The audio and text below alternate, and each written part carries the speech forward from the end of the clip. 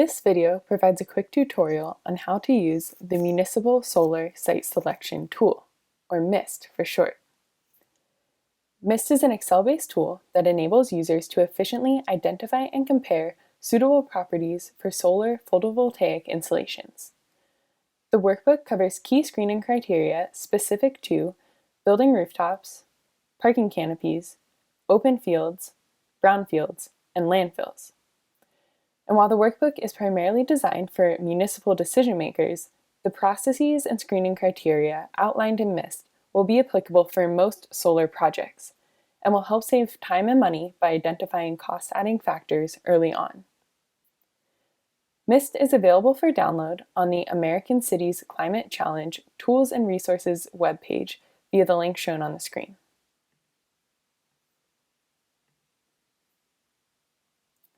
The ACCC Renewables Accelerator website also contains guidance for different solar procurement approaches. The MSST tool can be used in the procurement process outlined for both on-site and community solar projects. I'll quickly show where MSST fits into the on-site procurement process by navigating to the on-site procurement guidance, evaluate solar potential step, and I'll jump to the first key activity, which is to pre-screen all potential sites. So, this is where the Municipal Solar Site Selection tool would fit into the overarching workflow of procuring on-site solar. Now we will open the MSST Excel file. When opening the tool, be sure to click Enable Macros. The workbook should open on the Start tab, shown here. If, upon opening the tool, you encounter an error message stating that macros have been disabled, try saving the workbook in a trusted location on your desktop or checking your system-wide security settings. So to highlight again, the MSST workbook provides a framework to enable decision makers to systematically identify suitable locations for solar PV installations. The workbook is broken out into the following sections, which we will work through sequentially in this demo. First, there is an optional tab for you to review the policies and goals that are relevant to your projects. Then, on tab 1, we will list all of our potential sites for solar projects along with their important characteristics. Second, we will answer a few important pre-screening questions about these sites to see if they raise any major red flags that might make solar ineffective or prohibitively costly. On tab 3, we will then review our pre-screened sites and gather additional important information about these locations. On tabs 4A through 4E, we will complete a more detailed secondary screening of all of the sites that still appear to be viable. This secondary screening outlines many ways in which projects may become more expensive or be delayed due to certain site characteristics. And lastly, we will conclude on tab 5 with our list of final sites, which we may then choose to further analyze or to share with potential project developers. An important note throughout this workbook is that hyperlinked resources and tools will be shown in bold green text, and blue cells will indicate places for user input. So, without further ado, let's jump to the Policies and Goals tab. This tab provides helpful information to identify policies and incentives that may influence the cost of solar projects. Remember that all of the resources shown here are hyperlinked above and are also available in the Resources tab at the end of this workbook. On this tab, you will also find a space to document and prioritize your main goals related to solar development in your area. After filling this out, we can move on to tab 1, User Input and Sites. The User Input and Sites tab is the tab in which we will house our master list of all of the potential sites that we are considering for solar PV projects. Before moving down to the sites list, take a second to review and adjust the minimum allowable project size, which will be the smallest solar project that you would consider for development. The default values shown here for rooftop and parking canopy systems, along with ground mount systems, represent typical project sizes. However, you may wish to reduce this minimum size if you plan to bundle several smaller projects into a large portfolio to achieve economies of scale. You may also choose to alter the assumed power density of solar installations based on the solar resource in your area, as well as the type, tilt, and spacing of the solar panels to be used in your projects. Once you're satisfied with these values, we can move down to the site list. Here, we will enter all of our site names, addresses, the site type, and the usable space for solar PV. The workbook already has 5 examples entered. I'll leave these sites here and enter one more as a demonstration.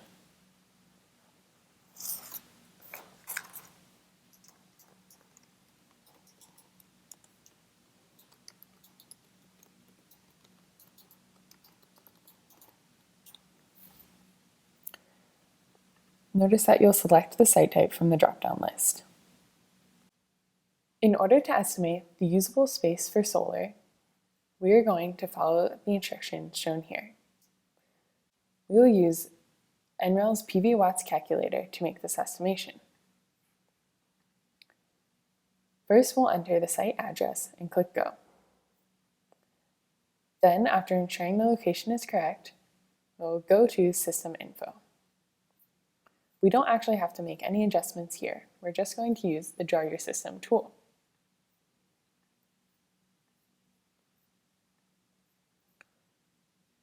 As we draw the outline of the system, I'm making sure to avoid shaded areas or any rooftop obstacles.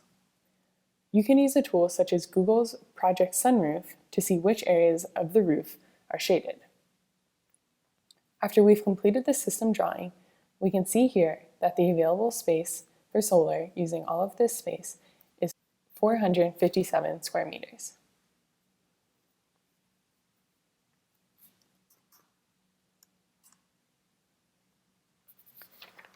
In this table, we also have a column G, that indicates the PV system size if the system were sized to fill all of that usable space.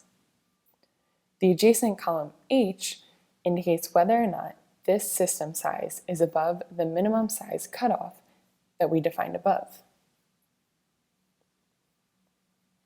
So, once we've double-checked everything on this tab, we can scroll back up to our instructions and click the blue button to send all of the sites that are above our minimum size cutoff to the pre-screened tabs. Note that there are separate tabs for rooftop and land sites, and that parking lot sites will be automatically sent through to tab 3, meaning they will not be pre-screened.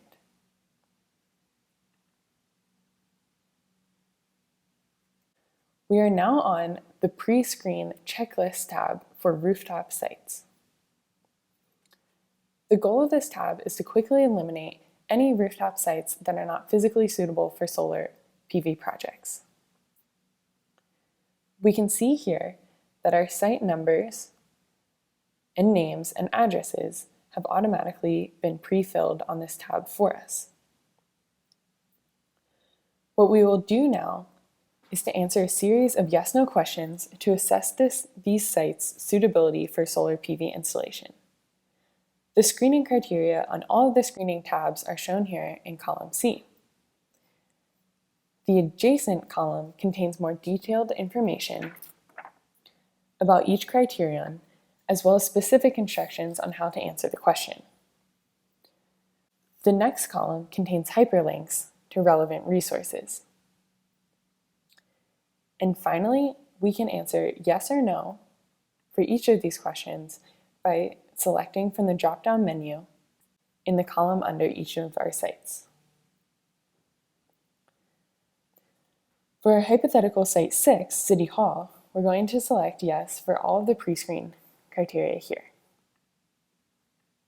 Double checking the available area, that none of the rooftop area is shaded, and that our roof is not oriented due north in the northern hemisphere.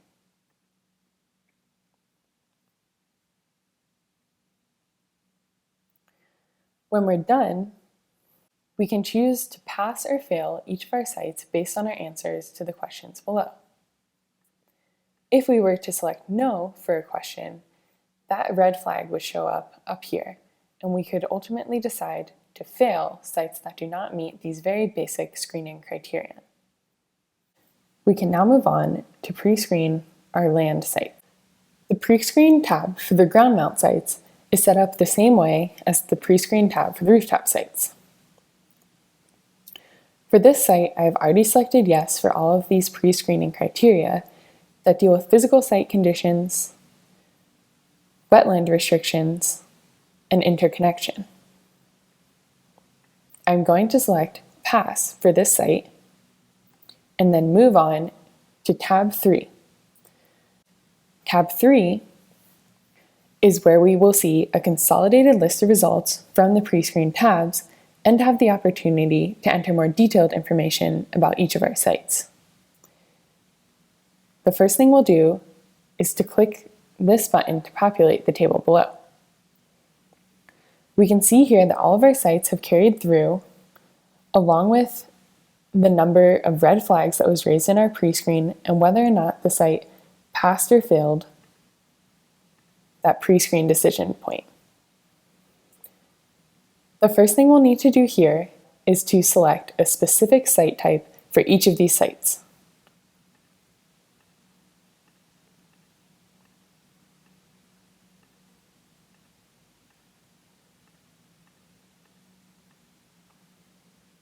We also have the opportunity to refine our estimated system size for each of the sites in this table, in the column shown to the right.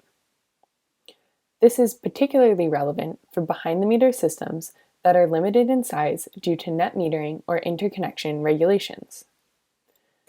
Other factors that might influence the desired system size at a particular site include the presence of aggregated or virtual net metering, as well as available incentives. While I won't go through the resizing steps in this video, the instructions listed here and the links provided are useful resources for filling out this information. Once we're done reviewing our sites and selecting specific site types, we can click this blue button to send sites that have passed the pre-screen on to the secondary screening tabs. This message is just a warning that any existing information on those tabs will be overwritten. We've now moved on to the more detailed screening tabs, which will allow us to flag site characteristics that might increase the cost or complexity of a solar project, but may not completely prohibit the project from taking place. Here, we're looking at the secondary screening tab for building rooftops. These tabs are set up in the same way as the pre-screen tabs, but are much more detailed and will take longer to complete. These questions might require you to do a desktop investigation, to call other city departments or your local utility, or to complete a site visit.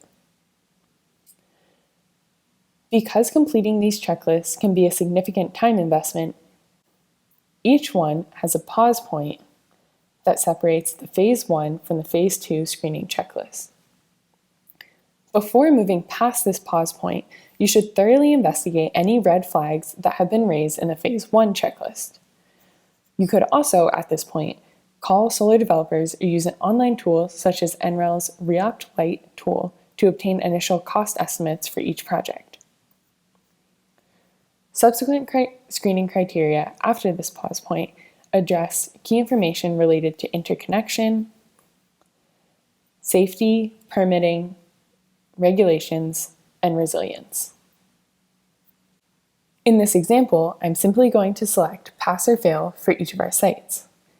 However, in reality, each of these checklists should be fully completed before moving forward with a particular site to ensure that you do not encounter any unexpected costs or roadblocks down the line.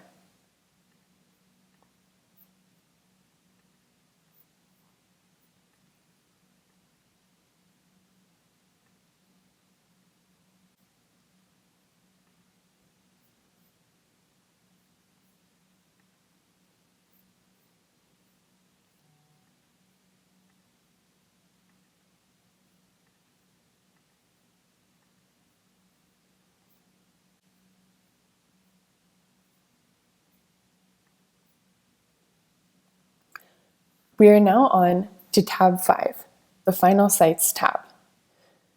This tab will contain the master list of all of the sites that you have reviewed using this workbook.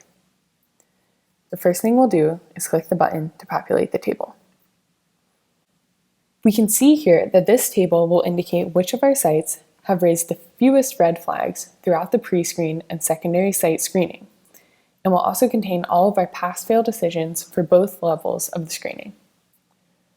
We can use this information along with the expected size of the solar PV systems at each site to determine which of these locations we might want to evaluate further. A few useful resources for more detailed technical and financial analyses that can be performed from your desktop are shown here. You could also choose to reach out to a solar professional to further evaluate the sites that appear to be most promising based on your answers to the checklist contained in this workbook. On the right side of the table, there are also columns that can be used to record important financial metrics for each of the sites, along with any notes that you might have. When you are ready, you could choose to move forward with a request for information or request for proposal to develop solar projects in your chosen locations. At this stage, sharing the information that you have gathered to answer the checklists along the way in this workbook may make the RFI or RFP process run more smoothly. This concludes this video tutorial, and best of luck in your solar site selection process.